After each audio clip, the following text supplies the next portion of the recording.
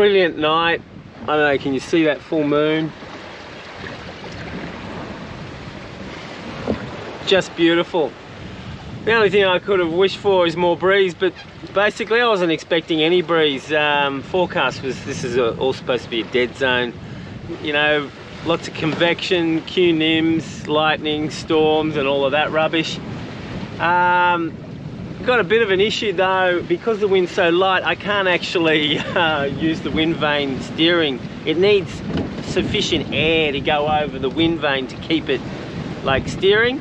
But when I start going downwind, at the moment I'm going across wind, when I go downwind it has no steering, so I'm going to have to steer, and it goes down to about 3 knots for 20 hours straight. Now I'm no stranger to steering, because I had to do that when I went to Bocas del Toro. The trouble is, this is downwind. I don't know if you, it's super tedious because I'm sitting on maybe a 150, and if you don't sort of concentrate, I'll be doing these accidental jibes.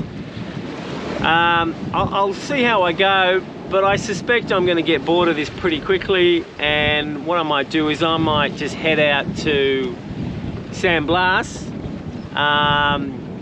use the Windvane steering, because I could get to San Blas with the Windvane Autopilot, get in there, anchor, fix the reservoir on the electronic autopilot, and re-bleed it, and then I've got an autopilot to get back. Or because I go all the way downwind, I might have better wind the next couple of days to sail back with the Windvane steering. So I think, well look, I'll give it a couple of hours, and well, I'll see how I go. But steering downwind, it's not fun, because you really got to pay attention. And yeah, I'm a bit tired, people.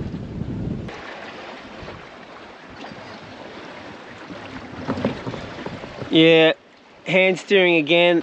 I'm using the moon as reference. It's going to be a long 20 hours.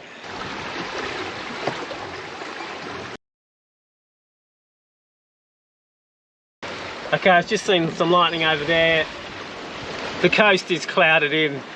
So, well, at least it's not clouded in out here. That's probably, I don't know, 20 or 30 mile. I don't know, I'm just guessing, people, but it's a long way that way. So, hopefully we won't have to motor much at all. It is a sailing channel.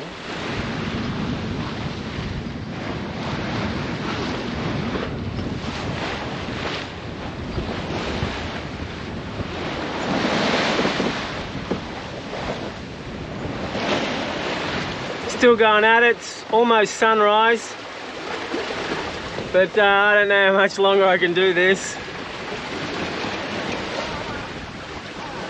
I lost the moon as reference, now I'm looking at the sunrise. Well, the lightning of the sky over there. Not lightning, but the lightening.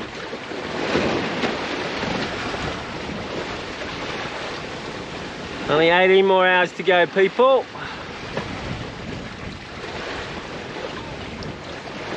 I mean, how would you reckon a reservoir breaks? How could that break? It's probably made out of that really cheap, you know, that DVD plastic, the DVD cover plastic. They've probably got the cheapest, crappiest, most brittle plastic, and it's just, I don't know, shattered for some reason. So, well, the good news about that is it's an easy fix. If I can't buy the part, because it's probably, what, 12, 15 years old, the Autopilot. Well, I'm actually not sure on that, but I can just epoxy up a base on it, and it should be good. So I shouldn't really complain too much. It's solvable, people, but I might have to do it at San Blas, because this is driving me nuts.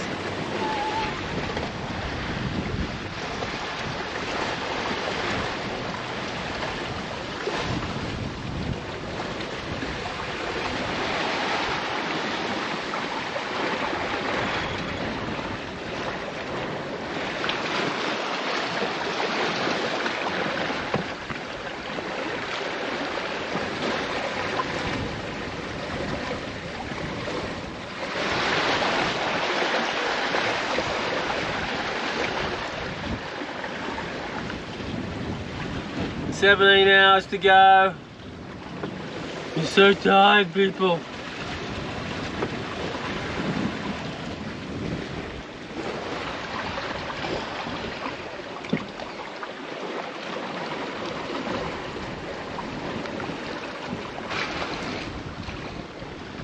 Sixteen and a half hours to go.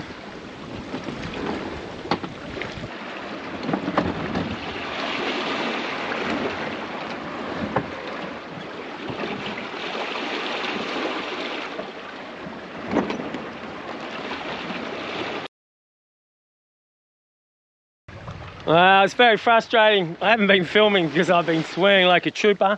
So this has happened, what, 4 hours ago? Wind's just all over the place. I'm liable to get hit by the boom here. I'm actually not, my destination's that way. I can't get there because the slightest breeze is up my bum and I can't do anything with the sails. They just keep on flogging. And the boom just goes bang, bang. So I'm gonna try and head out to San Blas. I'm gonna watch the boom flying across. So land's that way because of the current and because of the lack of wind, and the wind's right up my bum. That was the only tack to head into that storm. I mean, I think it's not that bad. The only way really of getting close to land is on that tack and going into that. There's heaps of lightning there, but I've changed my mind. I'm on the other tack. Now we're actually paralleling the coast, so essentially I'm just going to override the current. I mean, I dumped all the sail about, what, 2 hours ago or an hour and a half ago and tried to motor, and I was doing 1.5 knots. And now I'm doing 1.7 knots with sail, so there's no point. It's just, this is, see, if my agent in San Andreas got me out that morning, we wouldn't have had this drama. We'd already be in.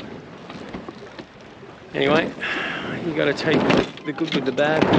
I think my last count at hand steering was 15 hours. It's going to be another 20 hours, people. I'm actually heading away from Linton Bay.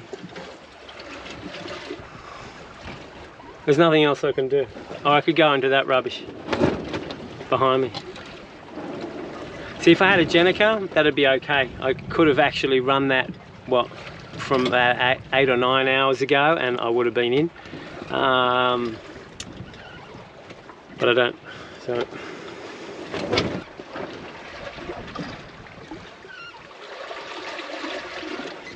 Okay, I'm still paralleling the coast. I'm just trying to get up current.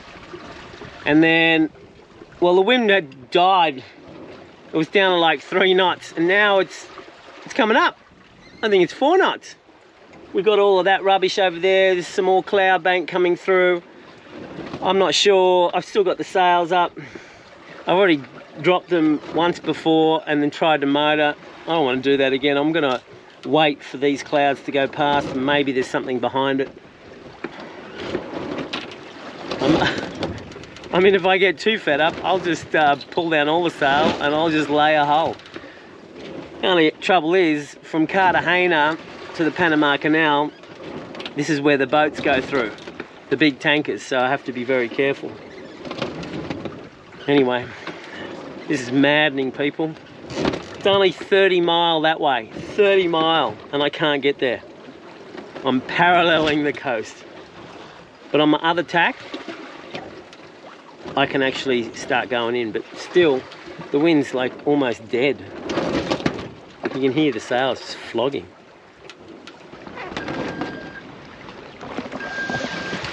Okay, that's the first closed cargo ship on this run, but that's a long way away and nothing to worry about. But this wind, it's coming from that way, that was coming from that way, now it's from, no, actually now it's coming from this way. This is crazy. It's so frustrating, people. You have no idea. I'm trying to sail, you know, it's a sailing channel, trying to sail, not trying to put the motor on, but hopefully after this rubbish, it'll have a bit of breath of wind. I mean, I don't care if it's, well, what are we, we're at 4 knots now, I reckon. 3 to 5. You know, if it can go to 7 to 8, oh, what I'd give. Oh, that beep, beep, beep is the AIS on the radio.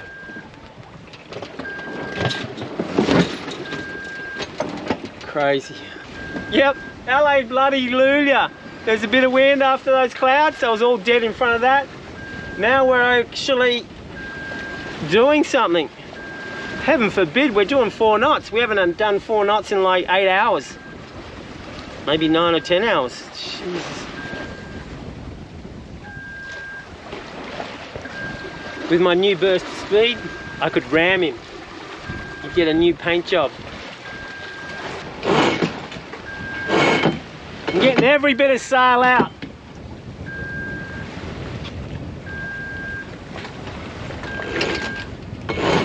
Bloody great. There you go. Good things come to those that are a pain in the ass, and wait around for good things that come to those that... So that's going to go past us that way. Maybe we've got good clean air now. We've had all of these clouds go past. See the clouds up here? We've had all of that go past, and now we've got some, well, I wouldn't say decent wind, but I don't care. Jesus, this is like 5 to 7. That's enough. That's enough for me to get the apparent up, and it's sort of a good angle. It's almost east. Thank bloody goodness. Thanks God, type of stuff. I was just about to drop the sail again because we were down to like 1 or 2 knots. It's crazy. Oh, we're still going to get in like 2 AM, but we'll use this tiny bit of wind for as long as possible. That'll shut down all of that over there, and maybe we'll get a funneling effect where we get, because we've got the land there and it's coming through, so it might even Venturi. Oh, we might get 8 knots. Well, 7.5. Shit, the bird's back. Well, I scared the bird with the camera. We're only 30 mile out to sea now, so I guess that's not so much for a bird. But that looks like a land bird, not like a seabird. What the hell are you doing out here, buddy? Wherever you are.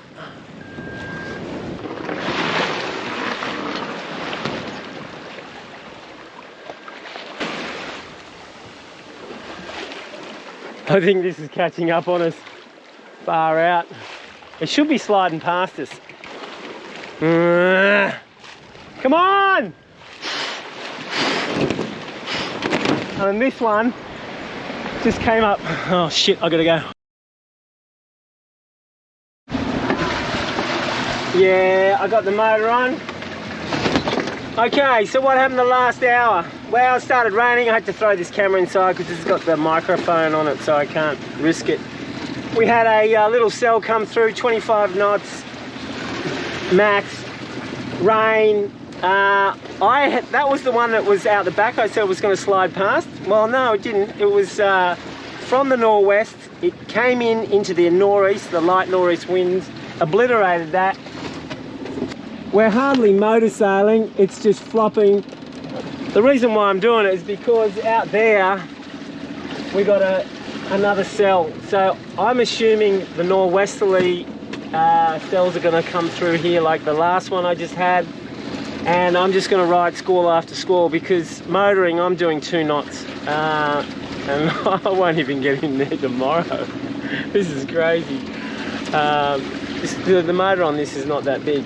So hopefully we'll just have squall after squall. I mean, there's the remnants of the last one that gave us a 40-minute push.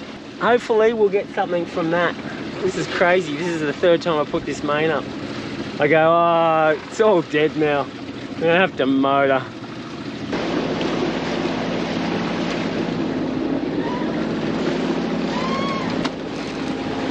$30 mile. And we're doing 2.5 knots, 2.2 sometimes.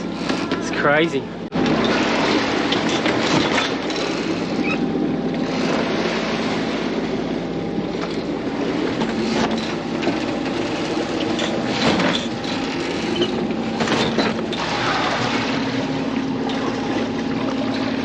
Yeah, I'm gonna have to put this camera away.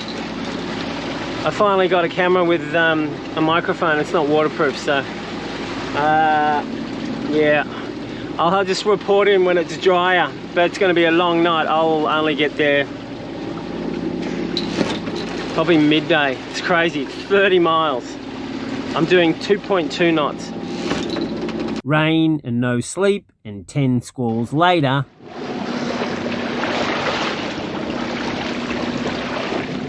Finally, we're just entering the gap between Isla Grande and Panama. There's a few rocks here. We've just got enough light. I'm exhausted. Bloody hell, what a mission. 3.5 days to cover 220 miles, with the last 65 miles taking almost 2 days. Absolutely crazy.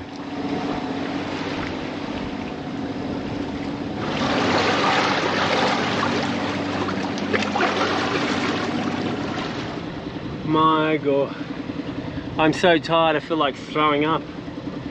In the hour or two before sunrise, I was sitting down, and I was, and then waking up, and so I went, bugger that. I'm gonna have to stand up, because if I fall over when I'm standing up, I'm definitely gonna wake up.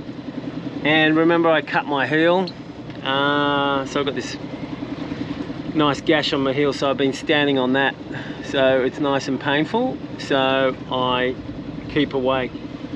But as soon as I drop anchor, oh, straight to bed, people. I know I need to eat something, but I think I'll throw up. Anyway, we're in, it's all good. Just gotta get around this point and collapse.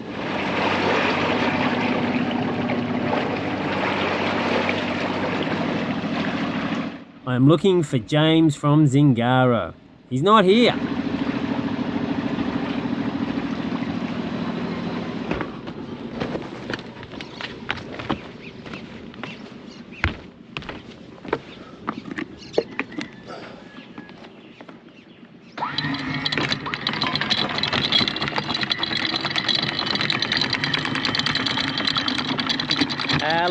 Hallelujah.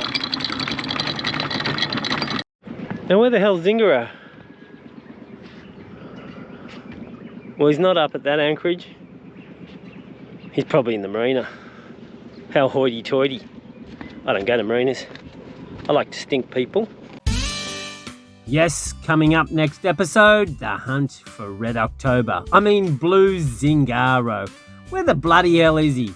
See you next episode on Sailing into Red.